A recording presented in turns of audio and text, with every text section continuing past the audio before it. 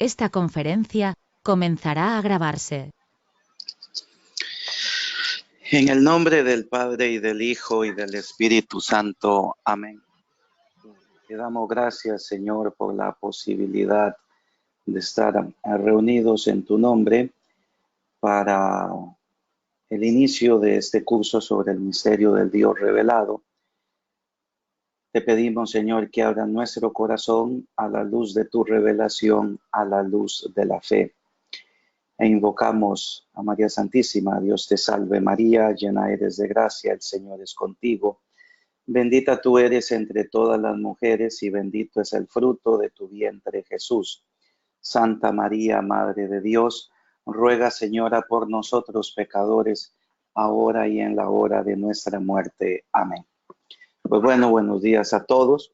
Ahí disculpan los errores técnicos porque yo de estas cosas no conozco. Entonces espero poder compartir la lección de hoy.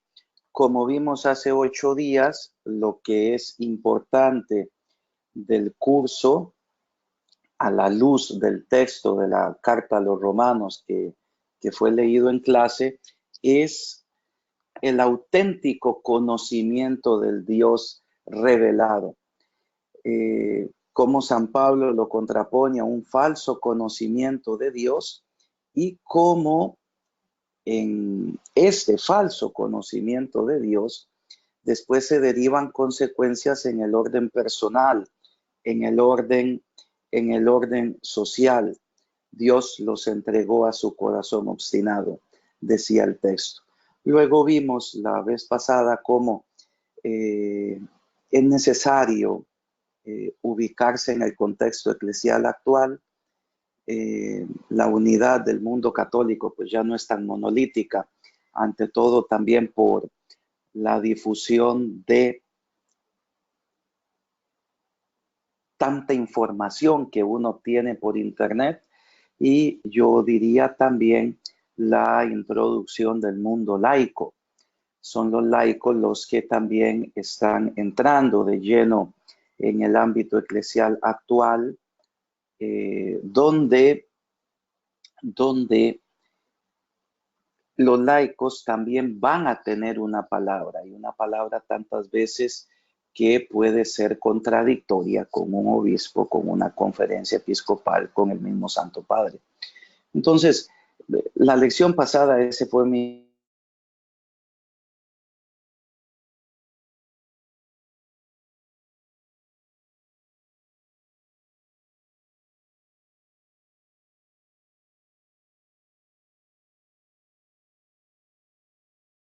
Padre, no sé si me escucha, pero se fue el audio.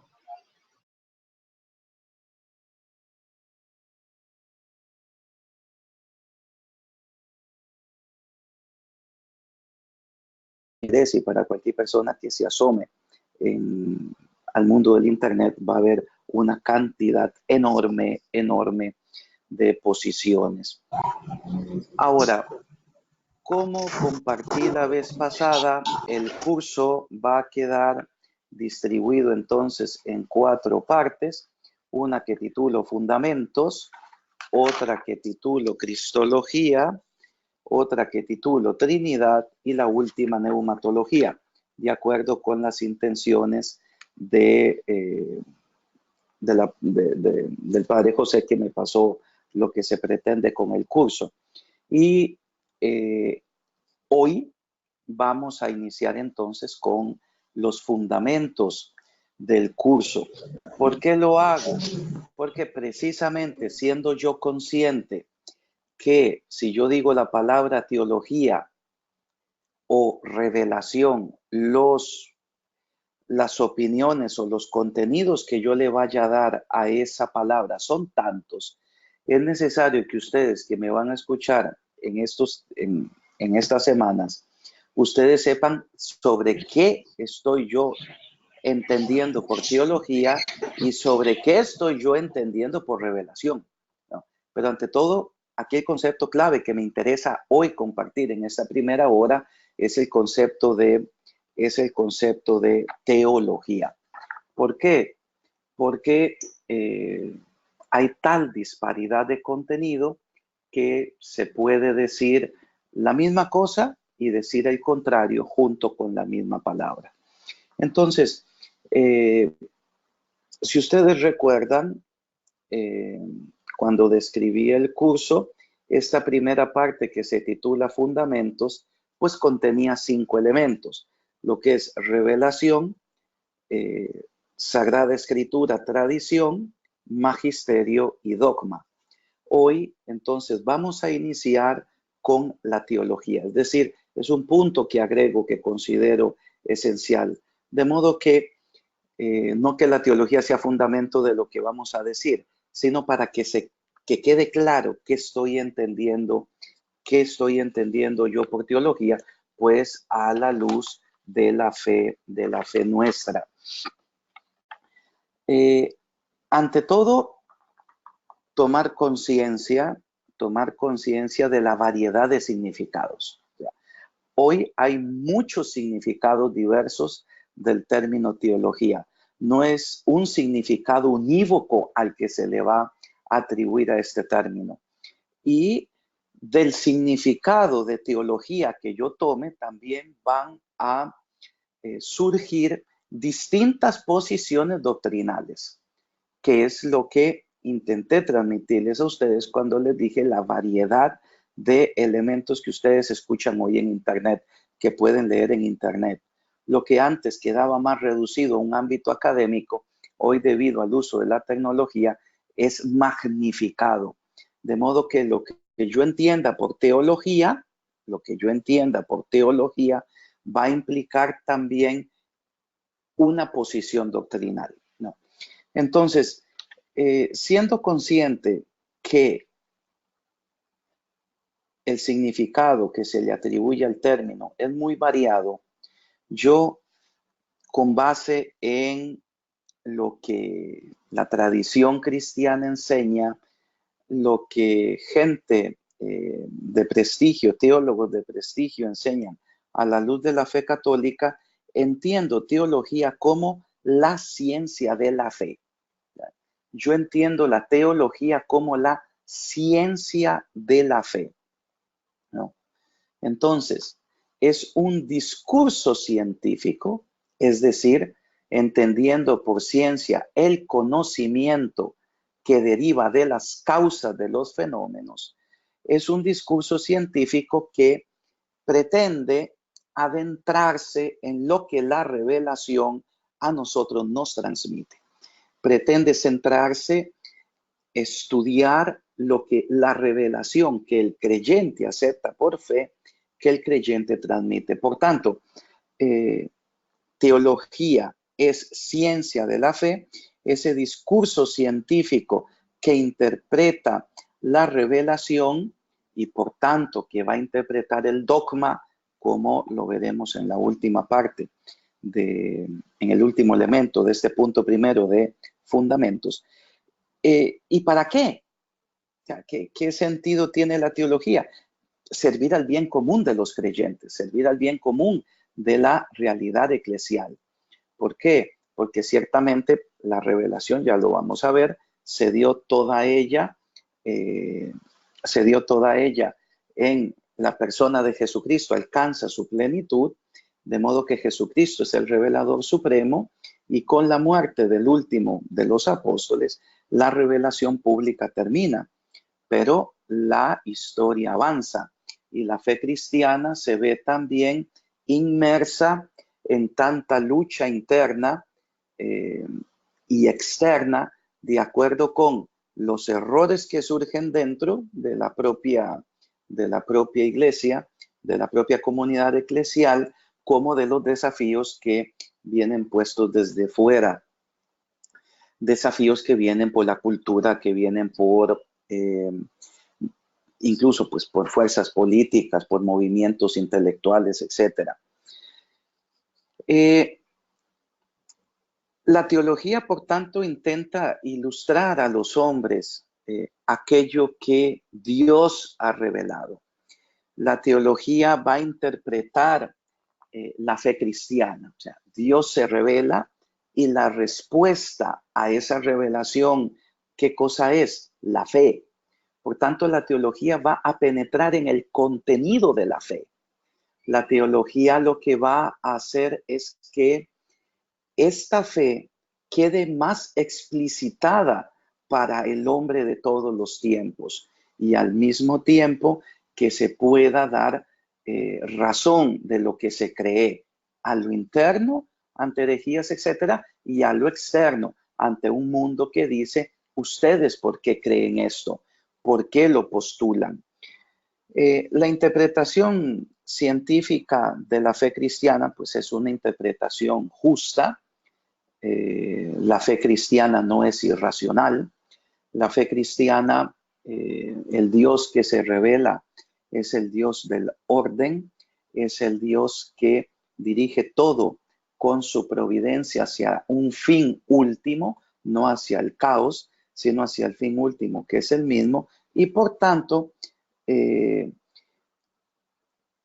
la teología justificará sus propias conclusiones, sus propias aserciones, ¿sobre qué cosas? Sobre la base de los datos que nos fueron a nosotros revelados por la iglesia, que nos fueron a nosotros revelados, por Jesucristo, por todo el proceso de revelación y que después la iglesia con su magisterio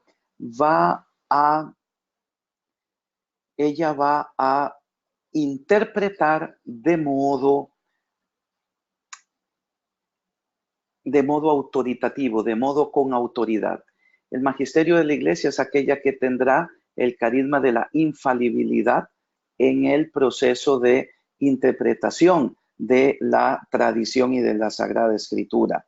Entonces, la teología precisamente va a justificar lo que ella interpreta de la fe con base en la fe misma, teniendo siempre presente que la teología no sustituye al magisterio, teniendo siempre presente que la teología no sustituye la palabra de Dios, la teología tampoco crea nuevas verdades reveladas. La teología lo que hace es estudiar la fe. La fe es el dato que a ella se le pone como objeto de estudio. Y por eso la teología presupone evidentemente la fe. Eso está claro. Y aquí pues ya entramos en los puntos de controversia. Entramos en puntos de controversia que yo, pues al menos de mi parte, no voy a esconder. Se pretende, por ejemplo, hoy la imposición de una teología científica que esté al mismo nivel del magisterio de la iglesia, por ejemplo.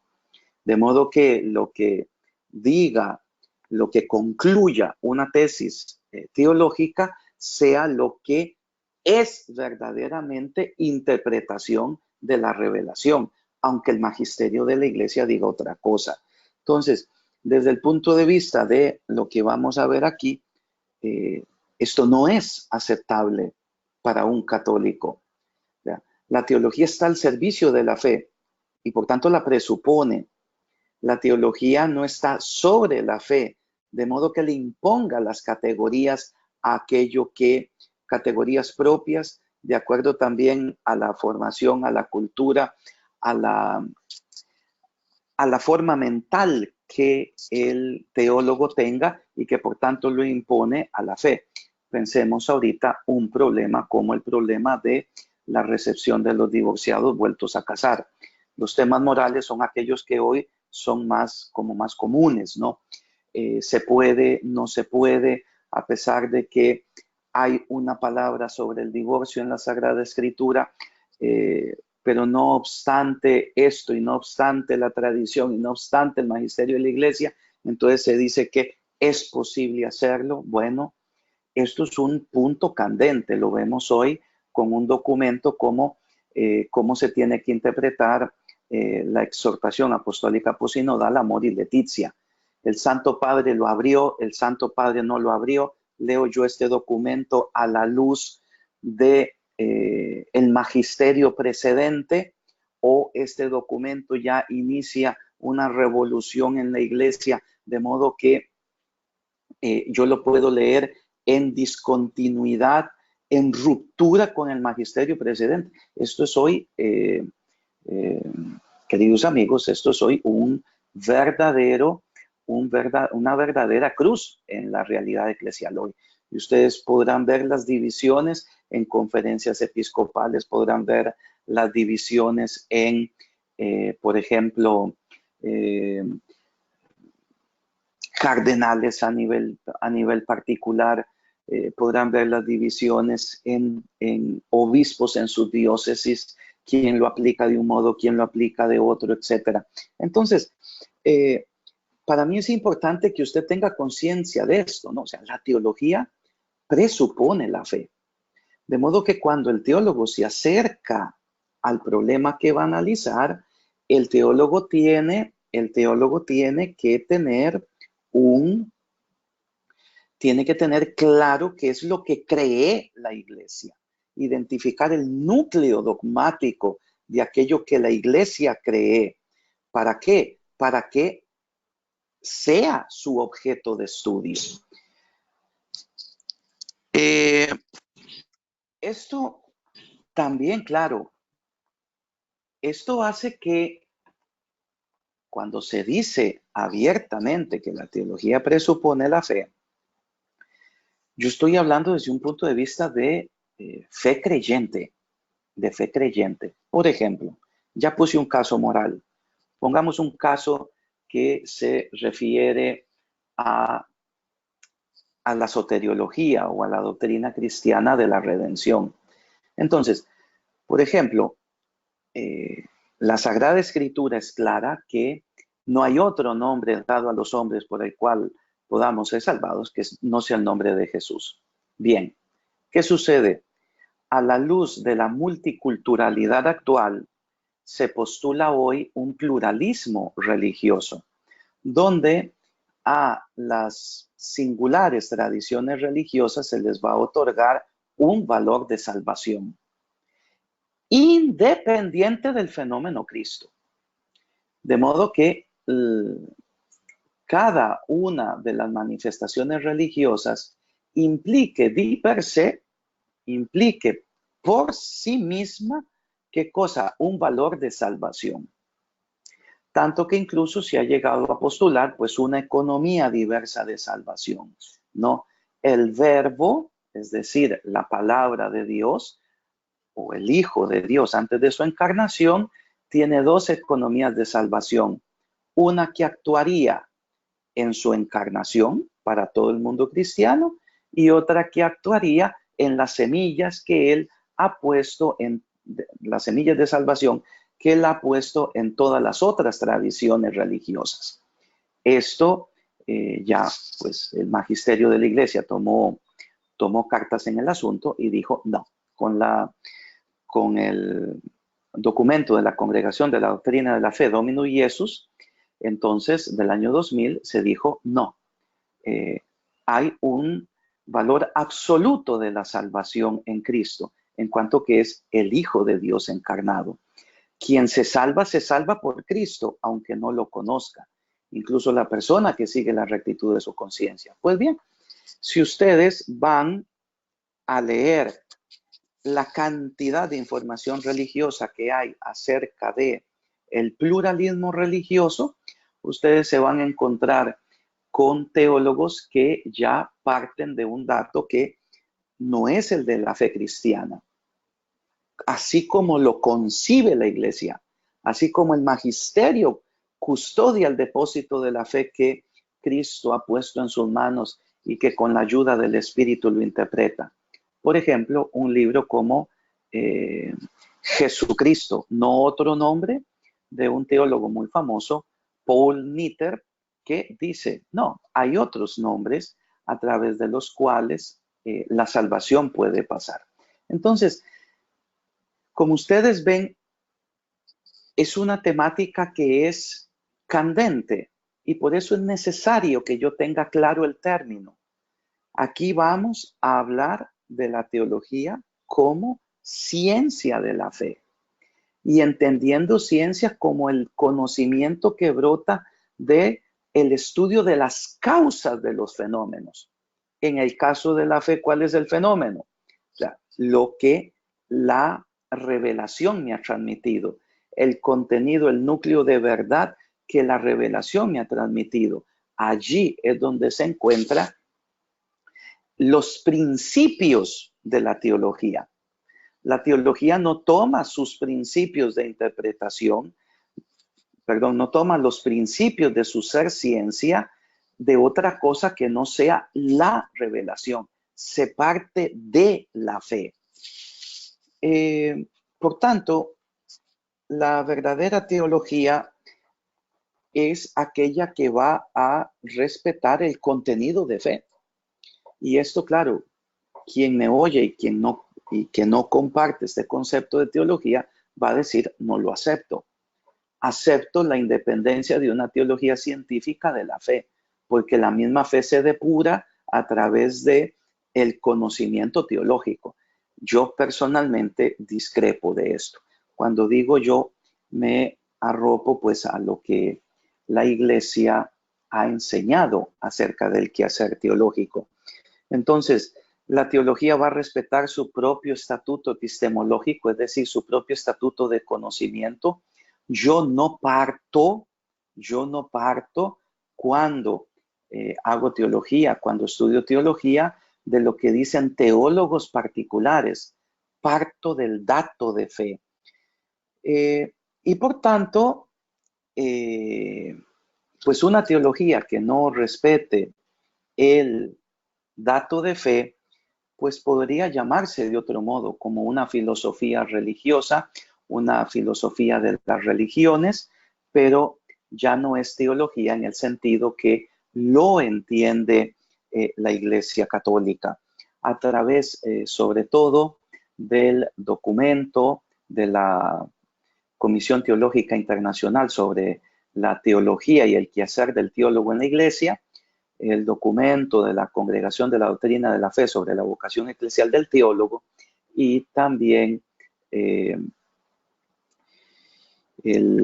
otro documento más. Espérenme un momento, que yo me estoy habituando a ver nomás esa cámara y no es tan fácil captar la atención. Bueno, y ahorita me viene en mente. Y la encíclica de San Juan Pablo II, Veritatis Splendor. O sea, la Iglesia siempre en su magisterio, en los documentos recientes, parte precisamente de la teología como reflexión de la fe. Entonces, aquí yo tengo que ser consciente que si yo voy a estudiar teología, como es este curso, yo parto de que usted asume la verdad de la revelación, que usted asume la revelación como la verdad, no una verdad entre tantas, sino como la verdad revelada. O sea, si usted, por ejemplo, diese su aceptación a un conocimiento que no brota de la revelación, entonces va a tener mucha dificultad en poder aceptar. Además, usted no podría ser, me parece a mí, clérigo católico. O sea,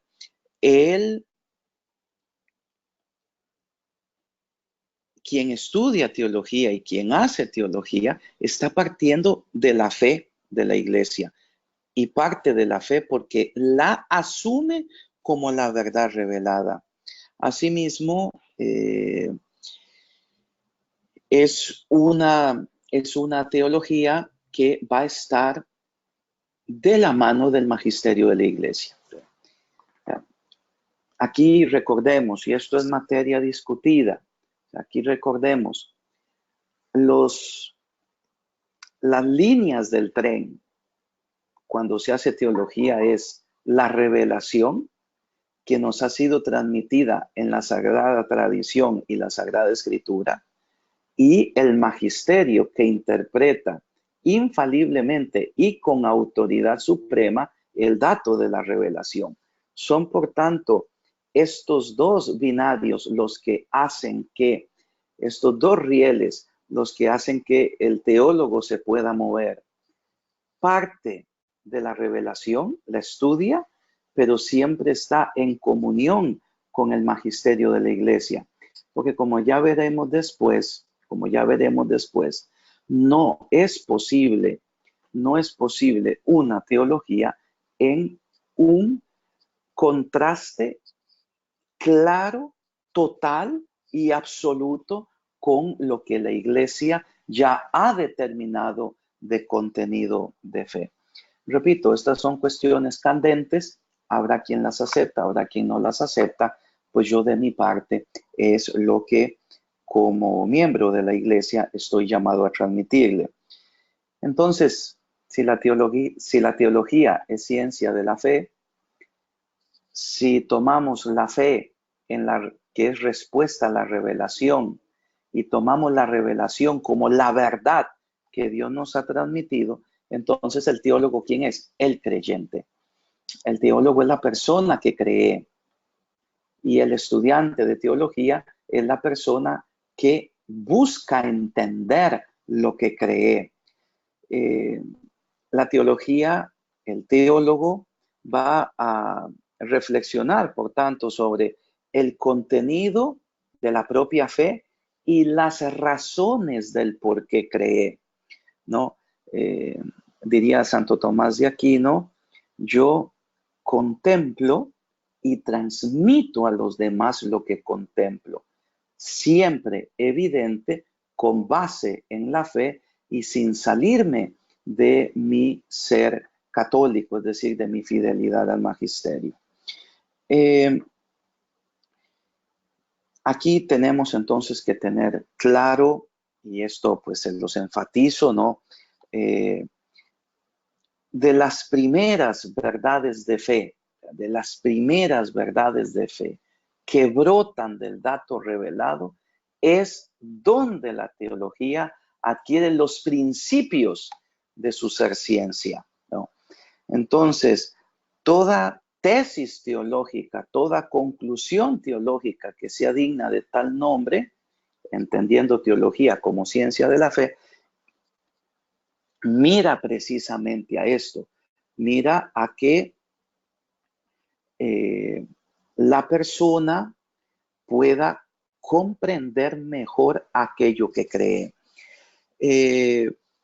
Aquí yo puedo dar un ejemplo.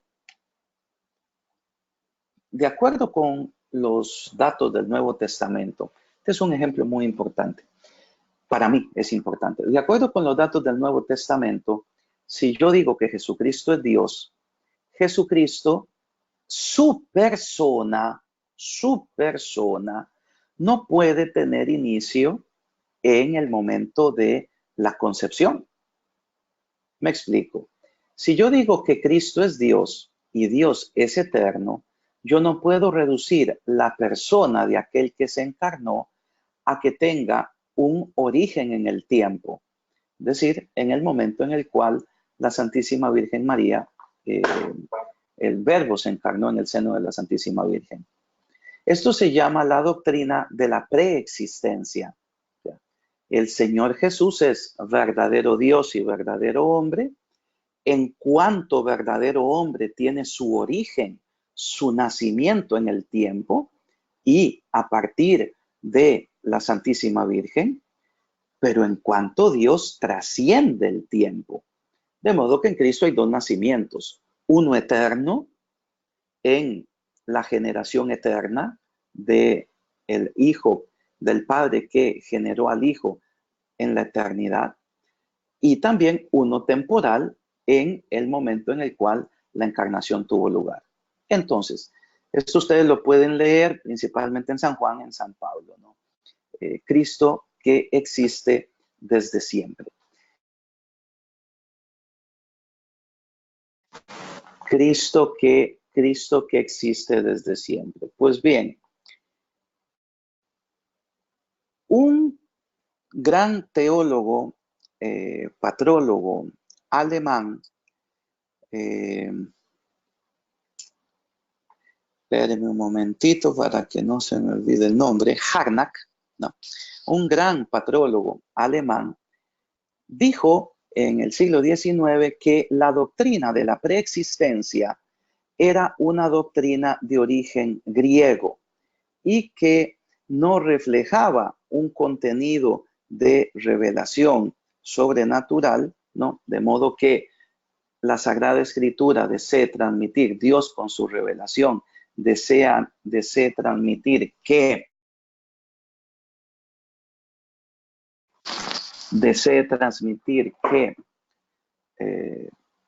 el Hijo de Dios es preexistente a su encarnación, sino que ese es un dato que refleja un dato cultural, un dato intelectual griego.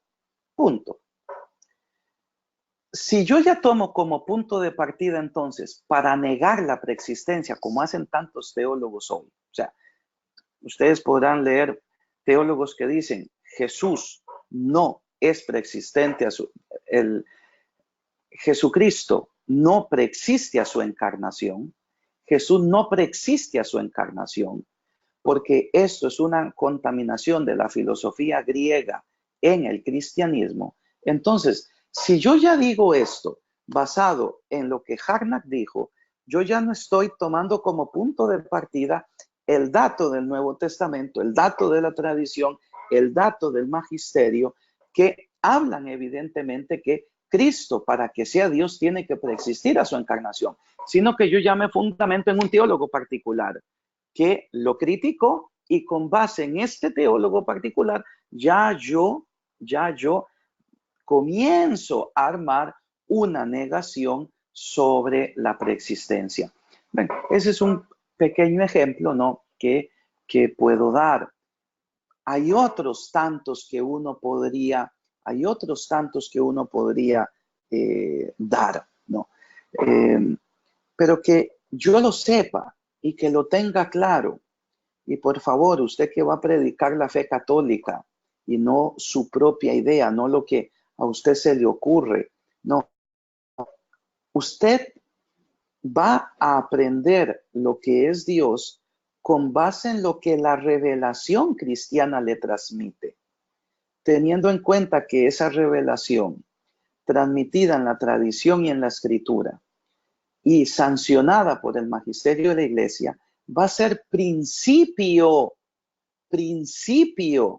de fe. Es elemento principal, es un elemento teórico con el cual yo parto. Yo no lo cuestiono, yo parto. Cristo es Dios, yo eso no lo cuestiono. La concepción cristiana de Dios es Padre, Hijo y Espíritu Santo, la Trinidad, yo no la cuestiono. La salvación es universal en Cristo Jesús, yo no lo cuestiono. El hombre, para que pueda perfeccionarse, necesita la ayuda de la gracia, yo no lo cuestiono. La Virgen María es Madre de Dios, no lo cuestiono. Jesucristo tuvo la voluntad de fundar su iglesia y la funda sobre los apóstoles y sobre la fe de Pedro, sobre la confesión de la divinidad de Cristo que Pedro obtuvo de parte del Padre. Yo no lo cuestiono. Ven, si yo comienzo a cuestionar esto, entonces yo ya no estoy partiendo verdaderamente desde la fe de la iglesia, sino desde ideas particulares. Y ustedes esto hoy lo van a ver por todo lado. Por eso, en otras palabras, los principios de la fe van a ser los principios de la teología. Lo que la iglesia ha creído acerca de la revelación, como la ha interpretado, a las conclusiones a las que ya ella ha llegado con su autoridad magisterial depositada en los apóstoles y en sus sucesores, aquí es donde va a haber, donde va a tener la teología verdaderamente sus puntos de referencia. En un lenguaje más técnico, sus principios epistemológicos, es decir, los principios de los cuales ella va a reflexionar. Y por eso, pues estudia teología dogmática. La teología entendida así, pues tiene muchas aristas, ¿no? Sobre todo en los tiempos nuestros, donde hay una división del quehacer teológico, ¿no? Teología espiritual, teología moral, teología pastoral, teología carismática, teología bíblica, teología fundamental, teología dogmática. Es decir, los conceptos son válidos siempre y cuando se guarde la especificidad que en cada uno de esos ámbitos, o sea, si yo estudio la moral, parto de la moral revelada y parto de lo que el magisterio ha enseñado, ha llegado a la conclusión de que es verdad de fe cristiana respecto a lo moral. Así igual de pastoral, etc. Cuando yo hablo de teología dogmática, ¿a qué me estoy refiriendo? Me estoy refiriendo a la teología que estudia el contenido de la fe cristiana. O sea, esto es importantísimo. Cuando yo estudio teología dogmática, que incorpora antropología teológica, cristología, misterio de Dios uno, misterio de Dios trino, o trinitología, o tratado de la Trinidad, escatología, gracia, etcétera. O sea, yo, ¿qué es lo que estoy haciendo? Estudiando el contenido de la fe cristiana. Antes esta unidad era más fácil verla, ¿no? Hoy día es mucho más difícil poder tener una visión unitaria, porque cada campo además es un campo que se subdivide. Por ejemplo, lo que yo he podido estudiar más es cristología. Si usted toma un tratado como el Tratado de Cristología, usted que va a ver que hay tal grado de especificidad que hay gente especialista en cristología bíblica o gente especialista en cristología patrística o gente especialista en cristología medieval o gente especialista en distintos ámbitos de cristología, por ejemplo, soteriología, etc. Antiguamente era mucho más unitario el discurso.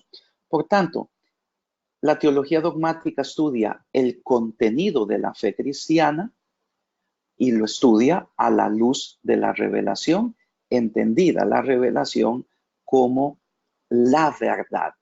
Yo he dado el obsequio de mi inteligencia y de mi voluntad a la verdad del Cristo, a la verdad de Dios en la revelación, ¿no? Si ustedes quieren ver a nivel bíblico, y puede ser pues una posible tarea que usted haga para su vida, ¿no? Cómo ya en el Nuevo Testamento ya uno logra en los escritos apostólicos, ya se logra ver claramente que se habla de falsos doctores, que se habla de doctrinas equivocadas. Lo vimos con ese falso conocimiento de Dios de algunos, que lo vimos en la primera clase. Puedo leer uno, por ejemplo. Usted, si quieren hacer la tarea, sería subraye este pensamiento acerca de la posibilidad de un contenido aparentemente cristiano que no es verdadero en la primera y en la segunda carta de San Pablo a Timoteo, ¿no? Por ejemplo, primera epístola a Timoteo, capítulo 1, a partir del versículo 3. Al partir yo para Macedonia te rogué que permanecieras en Éfeso, para que mandaras a algunos que no enseñasen doctrinas extrañas, ni dedicasen su atención a fábulas que se prestan más a promover disputas que para realizar el plan de Dios fundado en la fe. El fin de este mandato es la caridad que procede de un corazón limpio, de una conciencia recta, de una fe sincera. Algunos, desviados de esta línea de conducta, han venido a caer en una vana palabrería. Pretenden ser maestros sin entender lo que dicen ni lo que tan rotundamente afirman. Esto es uno de los...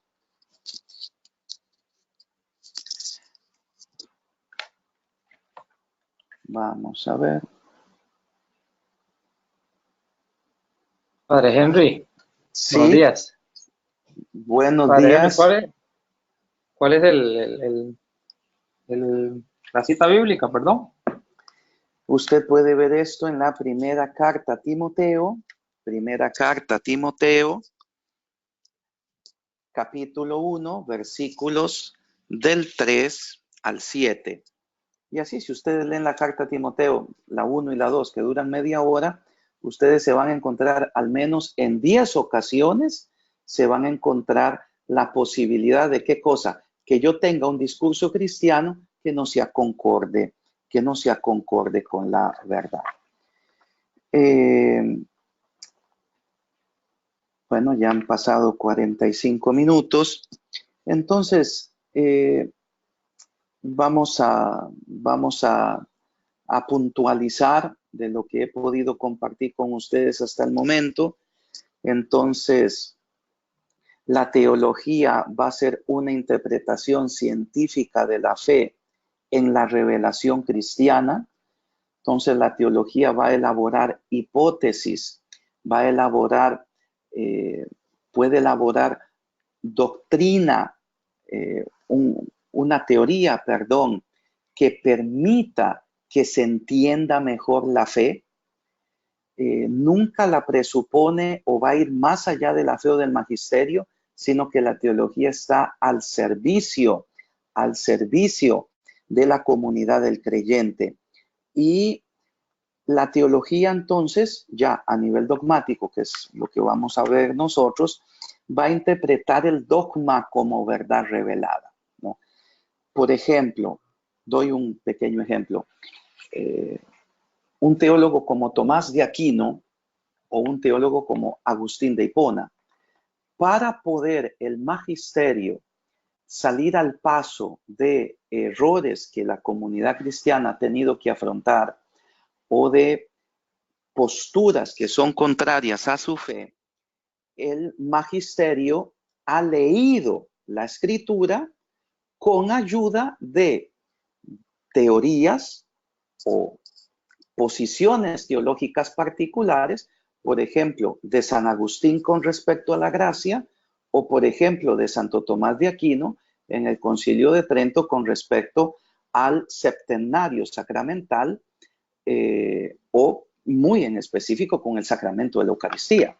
Entonces, aquí es donde uno ve la función eclesial de la teología. La teología hecha por Agustín y la teología hecha por Tomás de Aquino han permitido, ¿qué cosa? Que el magisterio de la Iglesia pueda pronunciarse acerca de algo que venía negado, acerca de algo que no se entendía bien. El magisterio se apoyó sobre estos teólogos. No que estos teólogos sean magisterio, no, sino que después sus ideas han servido para que ya el magisterio, con su autoridad indiscutible para nosotros creyentes católicos, pueda definir una problemática, una cosa. Entonces, segundo punto muy importante, hay una racionalidad en la fe, recuérdelo. O sea, la fe no es irracional, la fe no son fábulas, la fe no son metáforas. Hay una racionalidad en la fe que como respuesta a la revelación puede ser objeto de estudio, ¿no? ¿Por qué es esto? Porque la revelación no es irracional. La revelación es racional. Luego viene el acto de fe del teólogo. El teólogo es el hombre, es un hombre creyente, es una persona creyente. El teólogo es aquel que parte de la fe de la iglesia y que se propone, ¿qué cosa? Profundizarla, explicitarla para que el dogma tenga una mejor comprensión, para que la revelación tenga una mejor comprensión, ¿no? A este respecto, puedo dar otro ejemplo, ¿no? Esto ya lo vamos a ver cuando veamos lo de Cristología. Llegó un momento en el cual se dijo que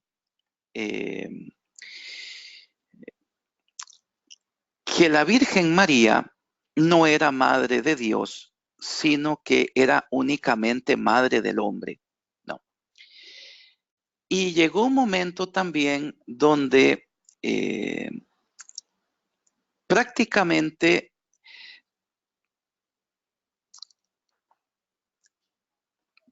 ¿cómo lo explico? Llegó un momento en el cual esta división se hizo tan fuerte que no se podía entender cómo yo puedo salvaguardar la trascendencia de Dios y la inmanencia de la encarnación. El dato que Cristo, su persona, sea el Dios eterno, pero que al mismo tiempo sea el Hijo de María Virgen que lloró en sus manos. Entonces, aquí, en el concilio de Éfeso, viene y se funda, y en el concilio de Calcedonia, sobre el concepto de persona y sobre el concepto de la encarnación en la persona del Verbo, se justifica ¿qué cosa? El dato de la fe cristiana, que Cristo sea verdadero Dios y verdadero hombre. Pues bien, ese es un dato magisterial y ustedes lo pueden ver, lo vamos a ver. La Virgen María es Madre de Dios. Ustedes lo pueden ver, es una la persona de Dios y del hombre. Pero el magisterio no dice más. No se dice más. Entonces, claro, aquí entra ya la interpretación de las fórmulas magisteriales. ¿Qué quiso decir el magisterio? Pues bien, la teología va a hacer que en cada una de las temáticas que estudia se identifique el núcleo dogmático y a partir de este núcleo dogmático, es decir, de esto que la Iglesia propone como verdad de fe revelada, en este caso, que la persona de Cristo es la misma para su ser Dios y para su ser hombre, entonces la teología va a partir de ahí. Aquí también, y esto es muy importante, siempre en estos puntos claves que deseo transmitirle, ¿no? No pueden haber, desde este concepto de teología como ciencia de la fe, no pueden haber tesis teológicas que contradigan o ignoren el núcleo de la fe. Ejemplo siempre en relación con el anterior, ¿no? Si yo creo que Jesucristo es verdadero Dios y verdadero hombre, que el mismo que murió en la cruz es Dios y hombre, de modo que yo pueda decir que Dios murió en la cruz en su naturaleza humana. Entonces, hay teólogos, por ejemplo, uno muy famoso, que se lo digo porque yo lo estudié, con ese me gradué cuando terminé la teología, se llama Roger Haidt, una persona brillantísima, pero que dice ¿qué cosa? Que Jesús es símbolo de Dios. Entonces, la divinidad de Jesucristo viene admitida para aquel que reconoce en Jesús esa simbología divina. Para aquel que no la reconoce, Jesucristo no es Dios y se va a salvar de acuerdo con su propia tradición religiosa.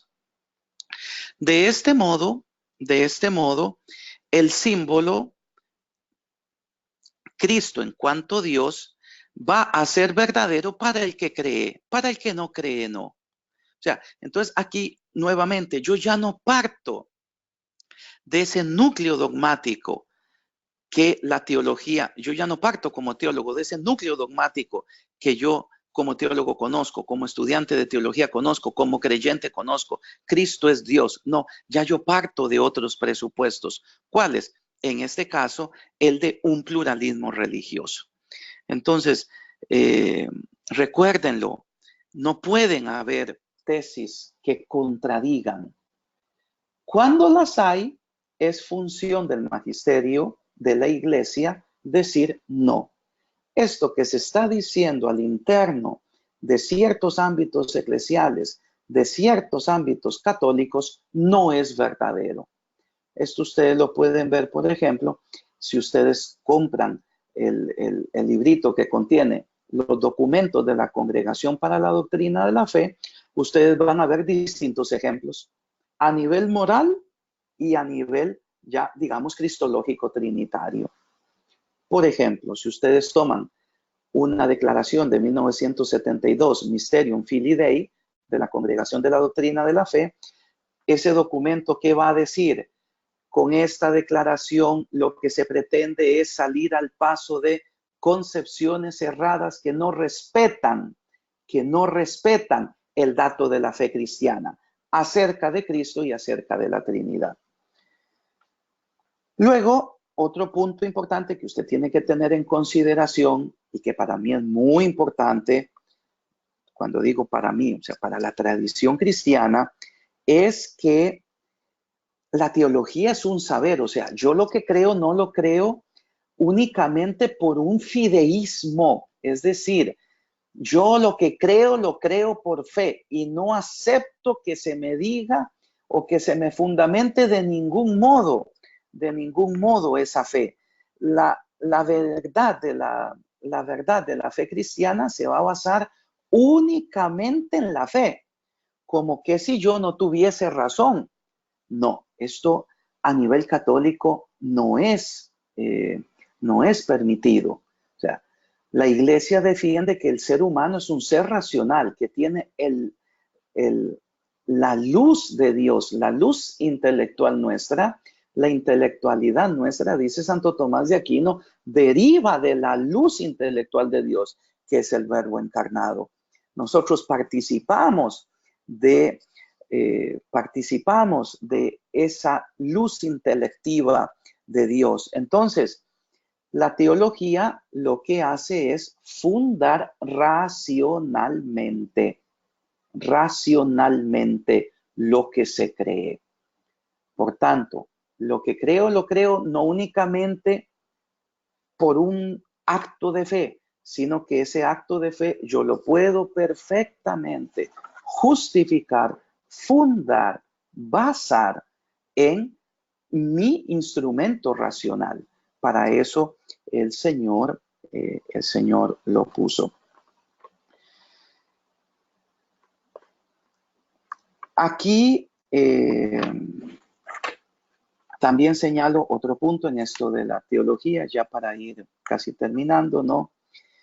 Recordemos que, y ustedes están leyendo la Constitución Dogmática Dei Verbum, y sobre todo Dei Verbum número 10, recordemos cómo para la fe católica la revelación viene interpretada únicamente a la luz de, la revelación viene interpretada de modo infalible únicamente a través del magisterio de la iglesia. Y esto es tan importante que por eso deseo leerlo.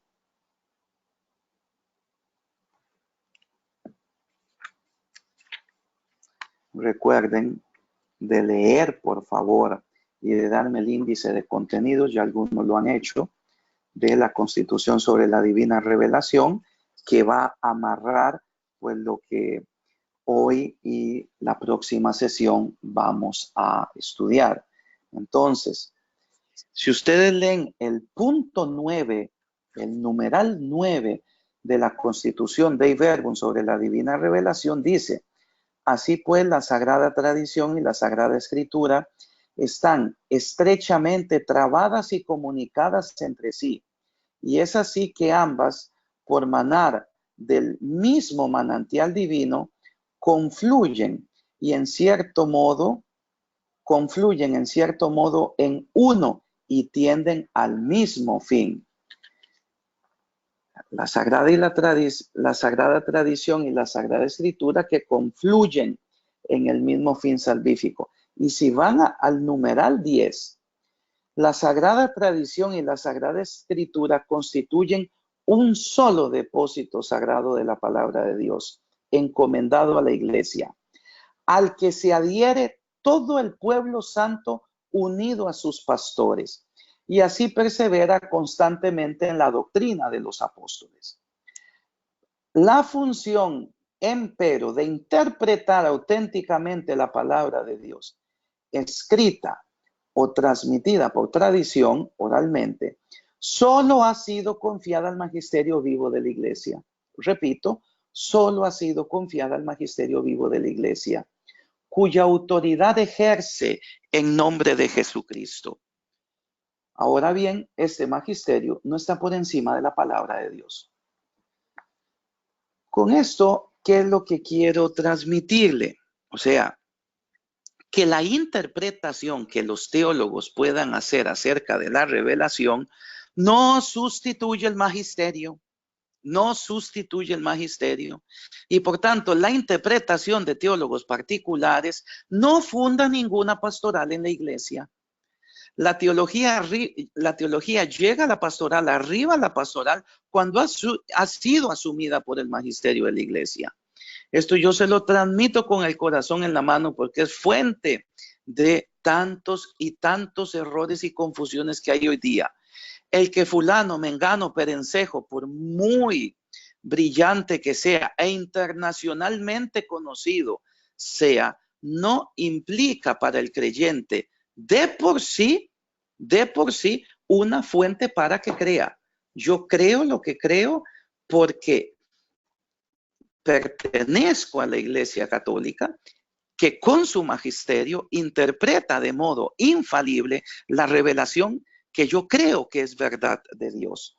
Entonces, la interpretación de los teólogos es una interpretación científica y tiene una verdad relativa, ¿no? Vuelvo al ejemplo. El magisterio utilizado a San Agustín, el magisterio utilizado a Santo Tomás. Pensemos, por ejemplo, en la doctrina del Espíritu Santo. Fue utilizado tantísimo San Basilio Magno. En la configuración del credo cristiano, uno ve diversas escuelas teológicas que están influyendo, pero todas esas escuelas teológicas, esas opiniones teológicas, lo que opine alguien, incluso aunque sea canonizado por la iglesia, de por sí no implica para mí, la prueba de autoridad de que es esta la verdad. No, repito, esto nosotros lo tenemos católicamente hasta cuando el magisterio de la iglesia se pronuncie al respecto. Por tanto, los teólogos no pueden usurpar la función propia del magisterio, ¿no? Yo no puedo equiparar una tesis teológica a la verdad revelada, a la verdad de fe. Pongo un ejemplo.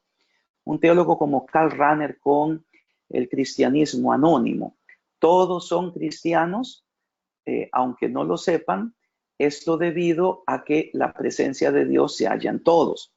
Dicho muy, muy sumariamente, ¿no? Ahora, esto de que todos son cristianos es una tesis teológica. Él la fundamenta.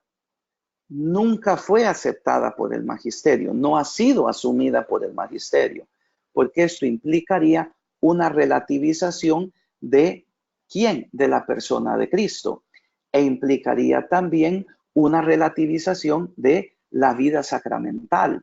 Entonces, yo soy cristiano por el bautismo. Entonces, cuando hay una tesis de este tipo, o por ejemplo, doy otra, Jesús es persona humana. Si yo utilizo eso así, Jesús es persona humana, es una opinión particular mía. El magisterio nunca ha dicho Jesús es persona humana. El magisterio ha dicho Jesús es persona divina. Toda la teología conciliar se basa en esto. Entonces, si yo digo, hay cristianos anónimos, la teoría de cristiano anónimo, si yo postulo Jesús es persona humana, si yo postulo la salvación se halla intrínsecamente también en las otras religiones, independientemente del fenómeno Cristo. Ven, todo esto son tesis teológicas que yo no puedo aceptar como si fuese la verdad de la fe cristiana o equipararla a lo que el magisterio enseña. No. Repito, estos son materias discutidas. Si este audio lo escucha una persona que comparte otro concepto de teología, incluso sacerdote, va a decir, no comparto la idea.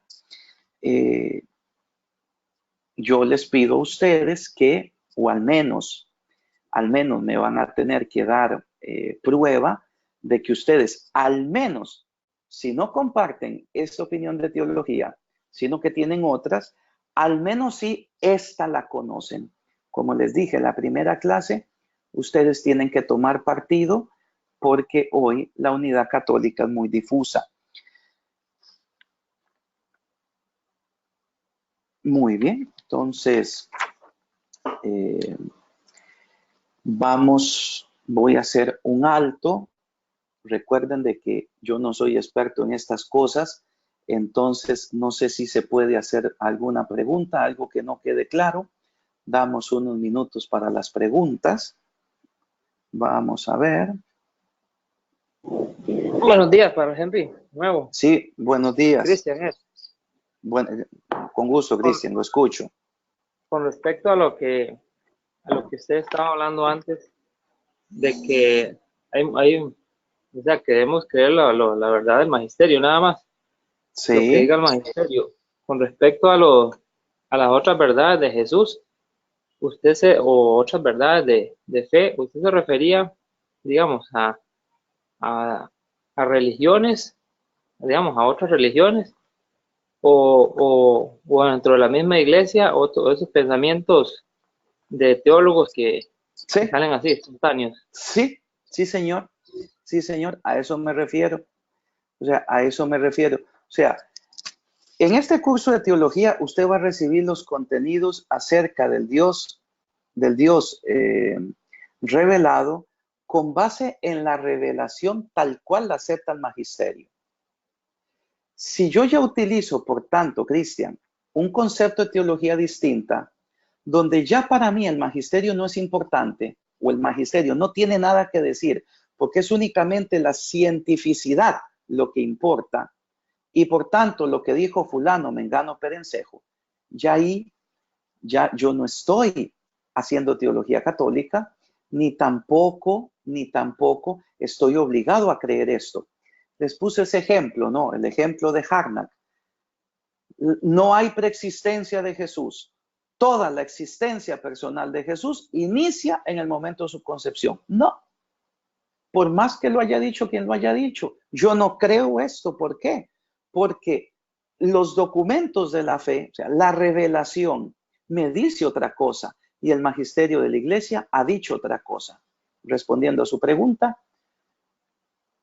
yo no estoy llamado a creer teologías particulares, son posiciones que yo puedo estudiar, pero nunca van a sustituir la fe de la iglesia. Y en esto cualquier teólogo serio, cualquier teólogo eclesial lo dice siempre.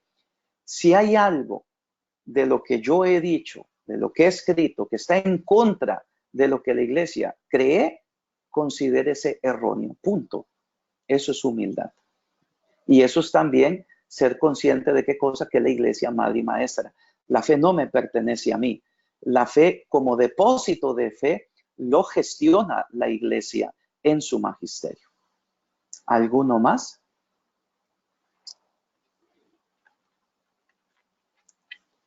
¿Alguno más? Veamos a ver. Buenos días, padre. Le habla, padre Henry, le habla Camilo. Mucho gusto. En todo caso, yo siento, Sí, aló. yo siento que sí, ¿me escucha? ¿Me escucha, padre? Un poquito cortado, pero lo oigo, sí, señor. Sí, un poquito. Hable, por Sí, en favor. todo caso, yo siento, padre, siento que el magisterio de la Iglesia Católica es universal, es una de las organizaciones más robustas que existen en la humanidad y en la historia. Sí. Y a partir de que existe otra organización que puede hacer una interpretación de la verdad revelada, no existe. Yo siento que no existe ni en la historia ni en la actualidad, ¿verdad? Tendría que ser una organización a nivel de Naciones Unidas, pero simplemente es un símil en ese sentido. Por tanto, nosotros como católicos, como creyentes y como personas que nos estamos formando, partimos de que una organización como el Magisterio de la Iglesia es infalible porque no hay otro. No hay otra organización que nos pueda dar. Y si la hubiera, magisterio, por tanto, es la organización y es el magisterio único que existe para darnos. Ahora, Camilo, perdone que lo interrumpa, pero yo aquí sí tengo que abrir un paréntesis.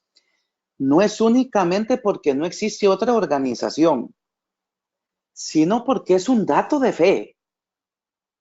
La constitución del grupo de los 12 es una de las principales obras de Jesús en los evangelios. ¿Y es para qué? Para que viviendo con él den testimonio de él. Eso lo vamos a ver despuesito. Para mí es importantísimo, ¿no? Esto lo vamos a ver después. Porque el grupo de los 12 es quien tiene la autoridad magisterial en la iglesia, porque son ellos los testigos de lo que Cristo hizo y dijo.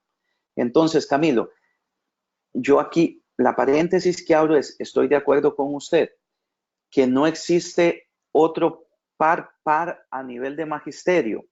Podríamos decir que sí, en realidades más pequeñas. Pues usted tiene, por ejemplo, la organización de las iglesias ortodoxas, que aceptan cuestiones o rechazan cuestiones que nosotros como católicos no lo hacemos.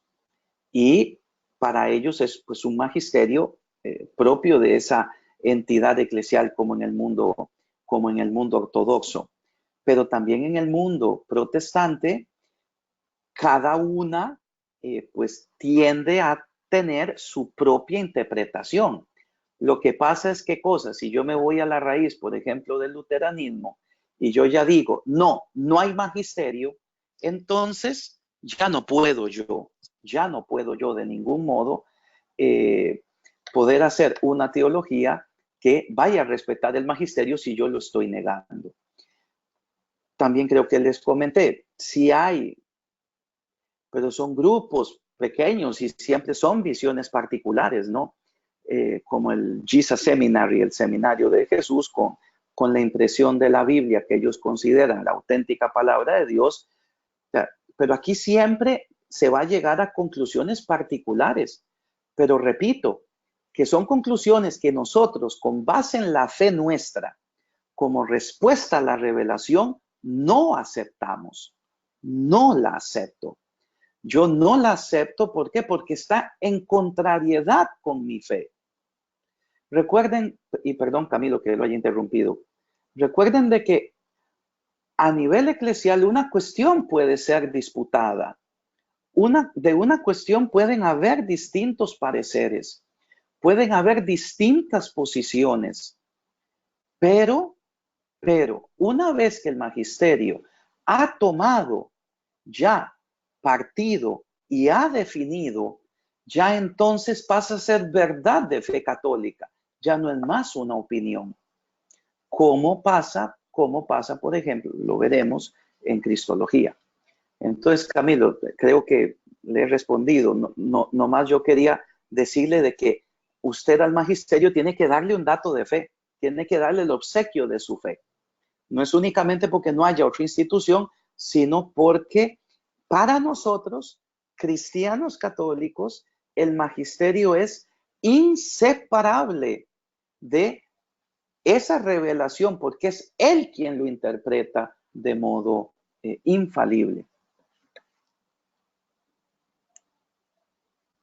Gracias, padre, gracias. Creo que le contesté, Camilo, o quería preguntar otra cosa.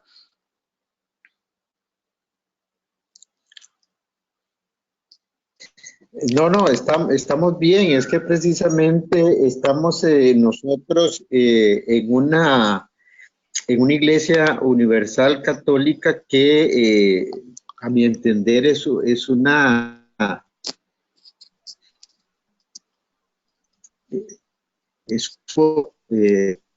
muy preparado. Dice, hay diferentes posiciones que al final se llega a un concilio, se llega a una unidad de transmisión de esas diferencias entre esas posiciones y viene una sola posición al final, que es la que nosotros. Bueno, ¿alguna otra pregunta que tengan?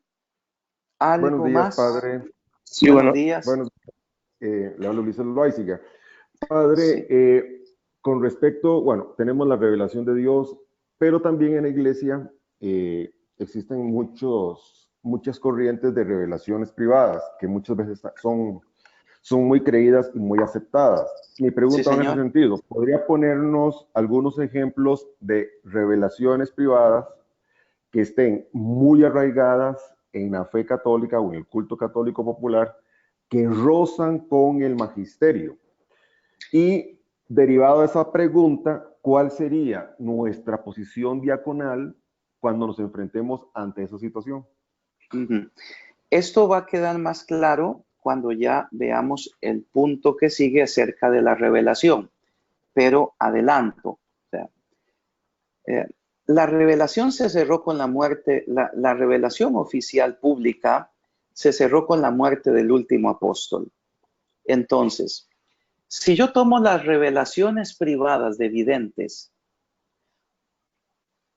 por ejemplo, en las famosas manifestaciones marianas, lo que en el fenómeno se diga, por ejemplo, la Salet, por ejemplo, Lourdes, por ejemplo, Garabandal, por ejemplo, Quivejo en Ruanda, por ejemplo, qué sé yo, Medjugorje.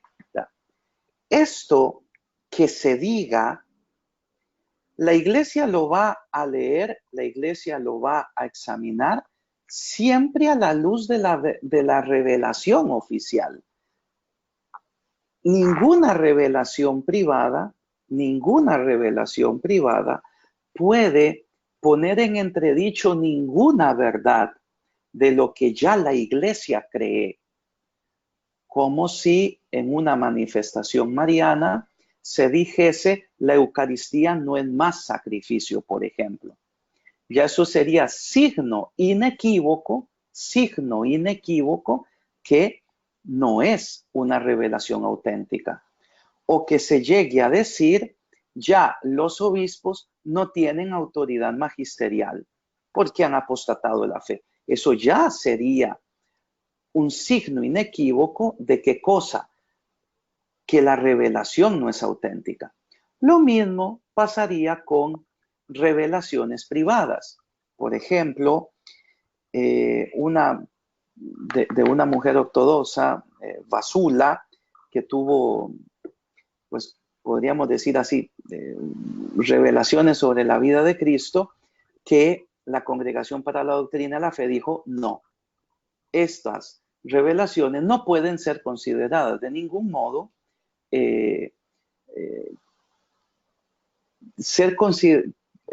ser tomadas para la formación del pueblo cristiano. No reflejan la fe católica. ¿Cómo usted puede tener, por ejemplo, unas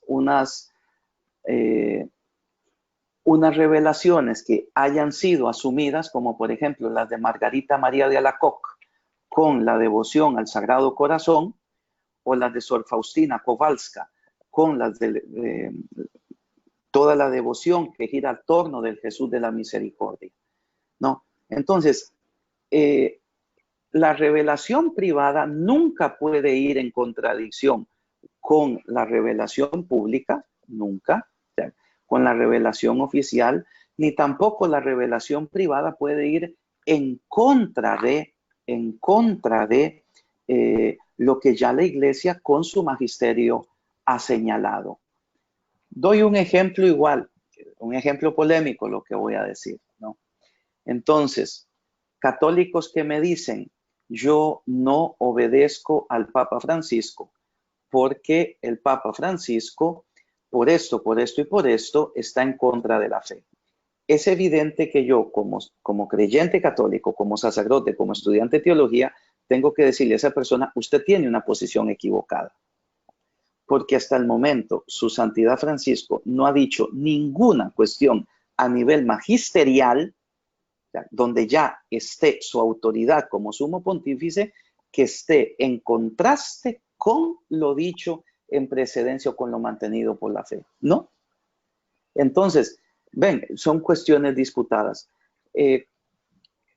Recuérdenme un poquito lo de la cuestión diaconal. ¿Cómo tiene que reaccionar usted en cuanto diácono? ¿Cuándo? Sí, exactamente. En las comunidades, cuando nos encontramos ese tipo, digamos, de divergencias, de revelaciones privadas muy aceptadas, pero que quizás no estén aceptadas por el magisterio, ¿cómo debemos de proceder en ese entorno? Yo siempre aquí le diría dos cosas, ¿no? La primera, tratar de ganarse a la persona, porque generalmente las personas que tienen, pues, interés en revelaciones privadas son personas que son muy piadosas, muy religiosas, ¿no? Primero. Segundo, es decir, ganárselas con el trato humano, ganárselas también con su explicitación de contrariedad, si hay contrariedad en la fe, ¿no? Pero segundo, yo tengo que dejar claro, yo dejaría claro en cuanto diácono, en cuanto sacerdote lo haría igual. Yo dejaría en claro qué cosa, que no puede una persona católica separarse de lo que la Iglesia en su fe ya ha establecido. Ese es una, ¿cómo decir? Este es una tentación que hay, incluso pues en ambientes muy, muy religiosos. Ya la Iglesia definió algo, yo digo que no. Pongo un ejemplo. Ahora que su santidad Francisco cambió el catecismo de la Iglesia Católica con respecto a lo de la pena de muerte y que se armó un patatraque, ¿no? Sobre todo en países como Estados Unidos, donde está la pena de muerte. Entonces, hubo teólogos que demostraron, o sea, hicieron estudios para decir que su santidad iba en contra de la escritura, de la tradición, del magisterio precedente, etc. Olvidándose qué cosa, que el Papa tiene potestad suprema a nivel magisterial. Y él utilizó esa potestad suprema, la pena de muerte ya no es admitida de ningún modo en el seno de la Iglesia, y aquí hay una continuidad, una evolución dogmática, ya con Juan Pablo II, con Benedicto XVI y con Francisco ya se cristaliza a nivel de documento. Entonces, hermano, yo lo que le diría es, con dulzura, intentar jalar a la persona para ganársela, individuando en qué cosas la persona está errada, pero segundo, invitando a las personas a que crean verdaderamente que son parte de la Iglesia, y creer que uno es parte de la Iglesia es dar el obsequio a lo que el magisterio ha dicho. ¿Algo más? Bueno, perdón, porque usted me decía también, ha habido revelaciones privadas que vayan en contra o que rocen el dogma eclesial. Sí, claro, tantas a nivel personal, o sea, personas singulares y tantas. Oye, esto es un explotar de este tipo de manifestaciones, pero sí, son tantas. Se me viene alguna muy famosa en su momento, la doctora Evan en Estados Unidos. Ustedes pueden ver una página igual que trae centenares de estas cosas. Revelacionesmarianas.com, por ejemplo. Entonces, claro, usted puede ver ahí cómo se sataniza todo. En fin, aquí lo que es necesario es que el eclesiástico se mantenga siempre en obediencia a la fe como la entiende el magisterio. ¿Algo más? ¿Algo más que deseen preguntar? Muchas gracias. Con gusto. ¿Algo más que deseen? Ahora, entonces, si no hay otra pregunta, veamos a ver. En estos últimos minutos, yo paso, ya vimos lo que era la concepción de teología, como se las estoy explicando y como lo entiende la Iglesia en sus documentos, ¿no? Como ciencia de la fe. Ahora, lo importante es que usted se dé cuenta de la posibilidad de que haya esa teología, de la posibilidad de que haya esa ciencia de la fe. ¿Por qué hay teología? Y por tanto, ¿por qué usted puede buscar razones para la fe? Entonces, aquí se tiene que partir ineludiblemente de un concepto que también es discutido hoy. Y no les escondo la contrariedad, que es el concepto de verdad. Ya he dicho muchas veces que nosotros aceptamos la revelación como la verdad de Dios. No es una verdad entre tantas, sino es la verdad. Entonces, la verdad es racional. La verdad nosotros la podemos recibir a través del modo humano de conocimiento. Yo conozco por mis sentidos, ¿no? El inicio del conocimiento del ser humano se encuentra en sus sentidos y después, ya con su capacidad intelectual, une, separa, argumenta, etc. Entonces, ¿es posible una ciencia de la fe? Sí, porque la revelación es verdad, es la verdad de Dios y la verdad es racional. La verdad no es irracional. La verdad me va a presentar a mí el argumento por el cual es verdad aquello que se está diciendo. Entonces,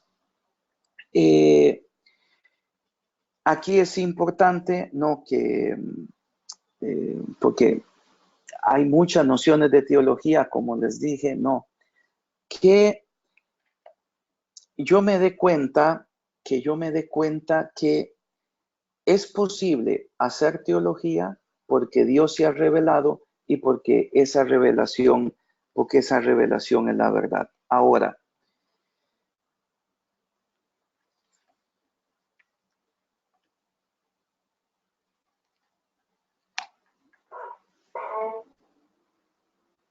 Dios a nosotros nos creó a imagen y semejanza suya, haciéndonos seres espirituales. Cuando digo seres espirituales es porque nosotros tenemos inteligencia y voluntad. Nosotros compartimos una gran parte de lo que somos con el mundo animal. Toda nuestra parte biológica. Pero superamos el mundo animal por las características propias del ser persona que tienen las personas de la Trinidad, que tiene la persona angélica y que tiene la persona humana. ¿Cuál es? Que son seres inteligentes, que son seres intelectuales. Yo tengo inteligencia y voluntad. De modo que si Dios se revela a través de su palabra, Dios se revela a través de su manifestación histórica en Cristo, como ya veremos la semana entrante. Aquí lo que es importante es que usted sea cierto que sobre Dios yo puedo hacer un discurso coherente y lo puedo hacer porque Él se ha revelado y porque esa revelación es verdad. Junto a esto es muy importante que yo comprenda que cuando Dios se revela me está transmitiendo un contenido. La revelación, que es el automanifestarse de Dios, la manifestación de su amor para con el ser humano. Es decir, Dios en cuanto persona se manifiesta al ser humano. Dios se manifiesta en su plan salvífico al ser humano. Esto no choca con un contenido doctrinal. O sea, el Dios que se revela ha hablado y ha hablado en palabras y en hechos, y sus palabras y sus hechos son racionales, es decir, pueden ser objeto de estudio, de investigación. Por tanto, la posibilidad de la teología, de que yo tenga un discurso sobre Dios, se basa en que yo acepto esa verdad de la revelación. Si esto lo oye un ateo, es evidente que me dice, no, teología no puede ser ciencia, porque la ciencia se basa sobre la observación de datos que se pueden comprobar. Yo no puedo comprobar si Dios es uno y trino. Yo no puedo comprobar la existencia de gloria, de infierno, de purgatorio. Yo no puedo constatar la vida de la gracia, etc. De ahí no surge ningún conocimiento científico. La teología es una quimera, como se decía en el iluminismo. No. Usted, en cuanto estudiante de teología, todos aquí, entonces, creemos que puede haber, no creemos, argumentamos que puede haber teología porque la verdad de Dios en su revelación es racional y es objeto de estudio, ¿no?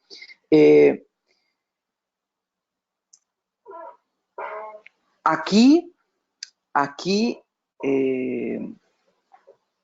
yo quisiera también, en esta posibilidad de la teología como ciencia, volver a alertar lo que ya alerté. La teología como ciencia no sustituye al magisterio. Eso, por favor, recuérdelo. La teología como ciencia no constituye de por sí la fuente de una praxis pastoral, no. La pastoral deriva de lo que cree la iglesia, no de lo que dice un teólogo particular. Y después, con base en teología particular, yo no puedo fundar las decisiones últimas de la vida. Por ejemplo, sobre cómo vivir mi propia sexualidad o sobre cómo dirigirme en el ámbito social. No. La teología como ciencia existe, pero esta teología que es ciencia no presupone, no sustituye el magisterio o no inventa nueva revelación. No se pone a dogmatizar nuevas verdades, a pontificar nuevas verdades. Recuérdenlo, es siempre una interpretación científica de lo que se cree. Recordando que es científico el conocimiento por las causas. ¿Y cuáles son las causas de lo que yo creo? Los principios que Dios reveló. Rápidamente, nomás para cerrar y para que quede esta lección de hoy, ¿no? Hay historia de la teología, es una cosa bellísima. El que esté interesado, pues yo lo animo. La historia de la teología entretiene, así como la historia de la filosofía, porque en la historia de la teología uno también ve pues la acción de Dios que va guiando a su pueblo a la comprensión de la verdad, que va guiando a su pueblo a la comprensión de de aquel misterio de Dios que únicamente llegará a su plenitud de manifestación en la visión beatífica, en la gloria, ¿no? Está bien, o sea, cuando digo ya teología, y aquí excluyo la Sagrada Escritura, ¿no? Yo puedo considerar, sí, pues que San Pablo tiene un pensamiento, San Juan tiene un pensamiento, pero claro, pero para nosotros ese pensamiento es palabra de Dios. Ahora, ya a nivel humano, a nivel propiamente humano, el esfuerzo intelectual, pues está la edad antigua con la patrística. En la patrística, pongamos los primeros 8 siglos de la fe cristiana, ¿no? Aquí nosotros tenemos el esfuerzo especulativo de la teología para oponerse y para no oponerse, para inculturizar la fe en el mundo grecolatino en el cual surgió, donde la providencia de Dios quiso que surgiese la fe. Luego, los santos padres son aquellos que tuvieron que, con base en la revelación, fueron aquellos que establecieron lo que se llama la regula fidei, es decir, la regla de la fe, ese conjunto inicial de verdades que constituyen el santo y seña de la identidad cristiana, la regula fidei, sobre todo con San Ireneo de León. Los santos padres también tuvieron que hacer frente a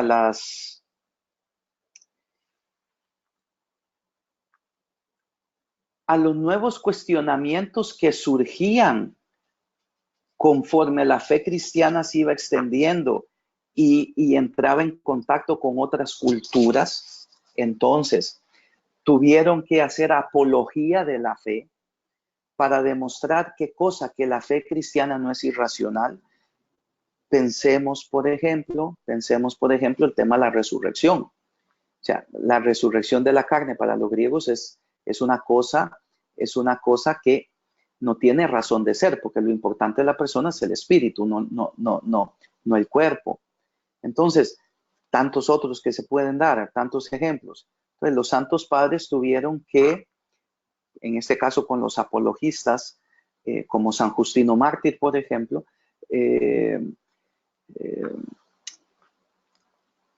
tuvieron que dar razón de la fe ante las objeciones de la ciencia pagana. Los santos padres también fueron aquellos que ayudaron al magisterio para que se fuese formulando las primeras formulaciones de fe, los primeros credos, y que después ya tenemos el credo de Nicea y el credo niceno-constantinopolitano del año 381. Igual los santos padres tuvieron que hacer frente a todo lo que se refiere a las temáticas antropológicas, cristológicas y trinitarias, ¿no? Entonces, aquí que vemos nosotros eran las obras de pastores, pues casi todos ellos eran pastores, obispos, que profundizaban su fe y con base en la pastoral vivida y los problemas que afrontaban en la pastoral, ellos iban proponiendo las respuestas. Muchas de estas respuestas después quedan cristalizadas en concilios ecuménicos, ¿no? Luego tenemos de la edad patrística, pasamos a la edad del medioevo, que es una edad desgraciadamente muy estigmatizada, que se dice la edad de la oscuridad, etcétera.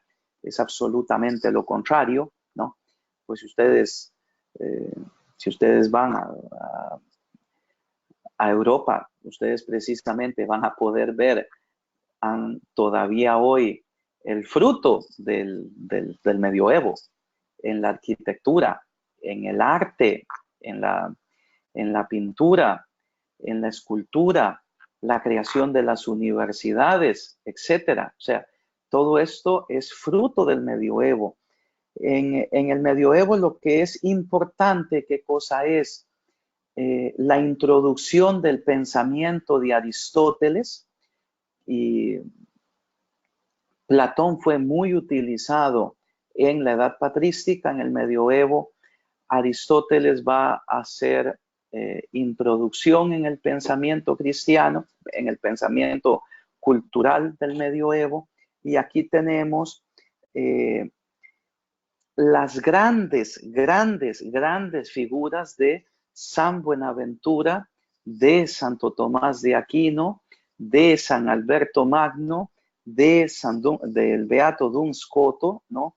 Aquí es donde ya, debido a la introducción del pensamiento de Aristóteles en Occidente, se comienza a dar una mayor orden en los distintos tratados teológicos. Se hace mucho uso de las autoridades, ¿no? Siempre teniendo en cuenta que la autoridad suma es la autoridad de la escritura, y la autoridad de la tradición viene introducida con los santos padres. Este es el tiempo, el medioevo es el tiempo que alcanza su clímax en el siglo XIII, es el tiempo en el cual, podríamos decir, se llega a una explicitación de la fe cristiana, pues como no se había tenido antes, por medio de tipos de literaturas, como eran comentarios o bien las sumas de teología, que la más famosa pues es la de Santo Tomás, pero no es la única. Y aquí ya nosotros nos ubicamos más o menos pues desde el siglo VIII al siglo XIV, porque ya a partir del siglo XIV, en el medioevo es importantísimo, y recuérdenlo, la unión entre fe y razón. Las universidades son creadas en el seno de la iglesia y están al servicio del conocimiento. Cuando ya pasamos a la edad moderna, esta edad moderna que uno podría decir del siglo XIV al siglo XVI, entonces aquí lo que es muy importante, hablando de teología, es la obra del padre Melchor Cano. Se escribe así, Melchor Cano, que fue el primero que dio un tratado muy importante de los lugares teológicos, es decir, de dónde la teología va a tomar sus fuentes para poder construirse como ciencia. Pero luego ya aquí viene la edad contemporánea. Y en la edad contemporánea, que podríamos decir siglos XVIII y XIX, aquí es donde ya entran en el seno de la cultura. ¿Qué cosa? Pues ya entra, ante todo, sistemas de pensamiento con los cuales yo no puedo sostener dogmáticamente las verdades de la fe cristiana, como el racionalismo, el empirismo, el historicismo, el fideísmo, etc. En el siglo XVIII y en el siglo XIX, esto lo vamos a ver muy claro ya la semana entrante, o la próxima lección que toca. Aquí ya nosotros tenemos ¿qué cosa? La iglesia que va a tener que dar razón de la revelación en sí misma, de qué es lo que ella entiende por revelación. Y aquí vienen pues la obra ante todo del Concilio Vaticano I, también la obra de León XIII, en fin.